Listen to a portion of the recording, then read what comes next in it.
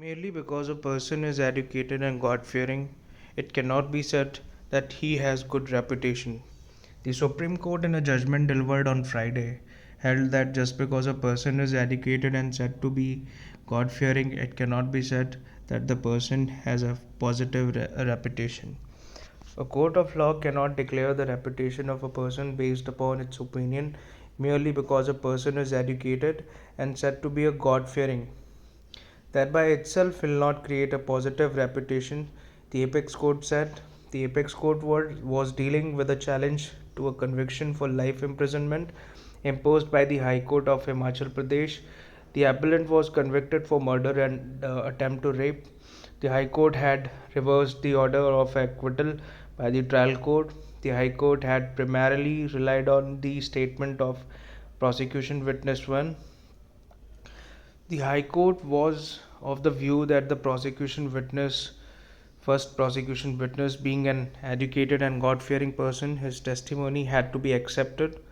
In the judgment delivered by Justice M. Sundaresh and Justice J.B. Pardiwala, overturning the High Court verdict, it was observed that the conduct of the witness under Section 8 of the Evidence Act is important to determine and prove the reputation of a witness.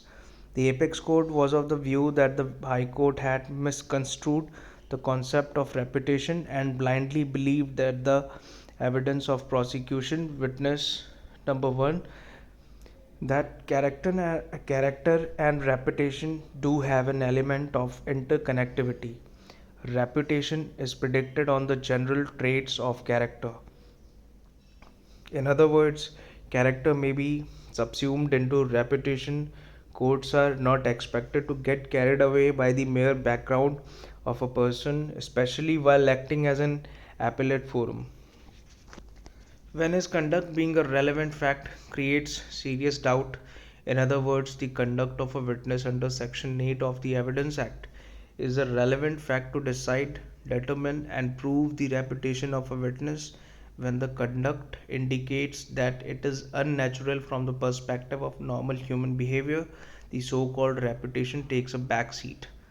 The Apex Court held that trial court had given substantial reason for its order of acquittal and that the prosecution had failed to establish the charges beyond reasonable doubt. The Apex Court also made some significant observations on evidence in a trial in this judgment. On circumstantial evidence, the Apex Court observed that one has to be circumspect and cautious while undertaking the exercise of linking the evidence available. Courts should not lose sight of the fact that such evidence should unerringly lead and point out the accused alone, of course, on the facts of each case. On double presumption, the court said when a trial court renders its decision acquitting an accused, the presumption of innocence gains strength before the appellate court. The court observed when the trial court had already given a plausible view on the matter, the High Court ought not to have replaced it with another view. When the view of the trial court, which had the benefit of seeing the demeanor of the witnesses, is both a possible and plausible one, it shall not be replaced by yet another one. The presumption of innocence in favor of the accused gets strengthened by the decision of the trial court when he gets an order of acquittal. On non examination of material witnesses, the court said that failure on the part of the prosecution in not examining a witness, though material by itself, would not vitiate the trial. However, when the facts are so glaring and with the witnesses available, particularly when they are likely to give a different story, the court shall take adequate note of it.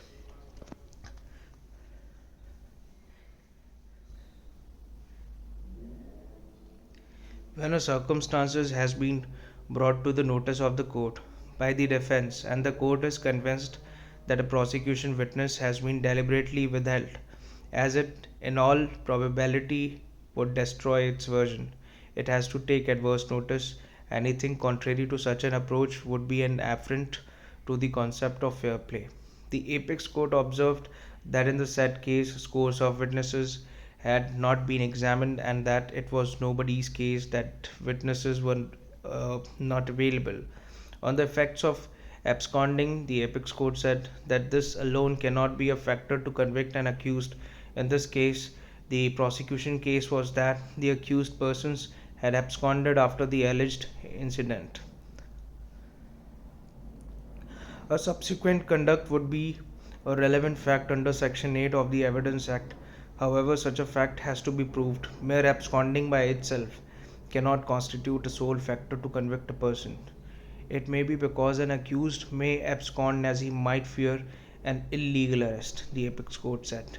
Based on the above setting, Based on the above, setting aside the order of the High Court and restoring the order of the trial court, the Apex Court said, we are constrained to come to the conclusion that the appellant is entitled to the benefit of doubt as the prosecution has not proved its case beyond reasonable doubt. The impugned order passed by the High Court is set aside, and resultantly, the order of acquittal passed by the trial court stands restored. So the case is Harvinder Singh Bachchu versus the state of Himachal Pradesh. It's a criminal appeal. So that's all from my side. Thank you.